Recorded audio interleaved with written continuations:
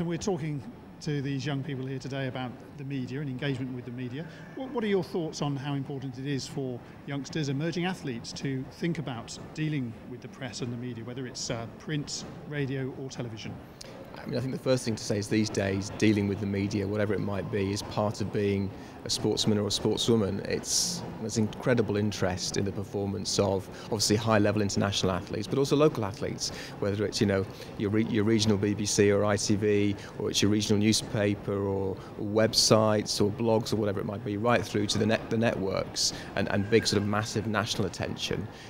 To be able to deal with the media well and effectively, I think it's obviously not as important as being your training and your coaching, but it is part of an athlete's armoury.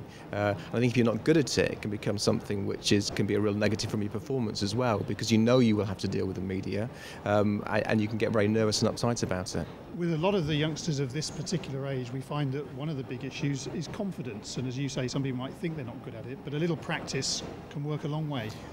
It's the same as with your sport. I think practice does make you better, there's no question about it. And of course now everybody's got their modern smartphones and whatever, and it's very easy to practice with your pals in the bedroom or wherever, or down at the training track. So you can actually get better at it, and I think it's really important to watch yourself back.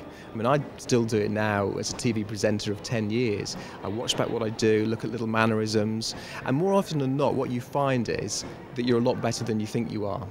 The other thing as well is getting used to hearing your voice, because you've got an idea of what your voice sounds like in your head, and then when you hear it back recorded, it sounds very, very different, and that can be off-putting. And if you go in front of a camera and you think, well, I don't sound very good and I don't look very good and I'm not very articulate, then you're likely to be even worse than you would have been anyway.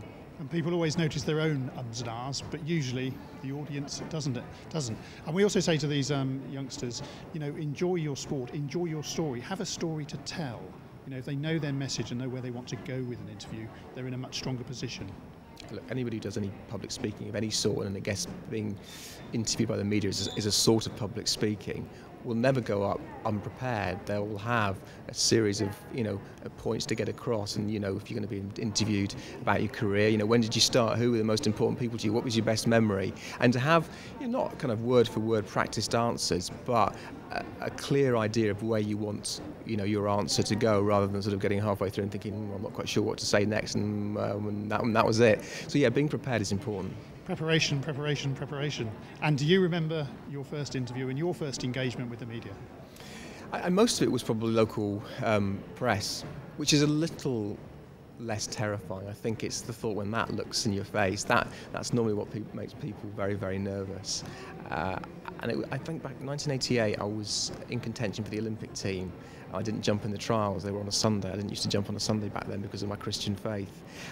And I suddenly was thrust into this media spotlight, and I remember just being horrified watching myself back. But then you just learn from it, and it's not easy. Don't be too hard on yourselves, but practice makes perfect. Practice and try to enjoy. Yeah, as much as possible.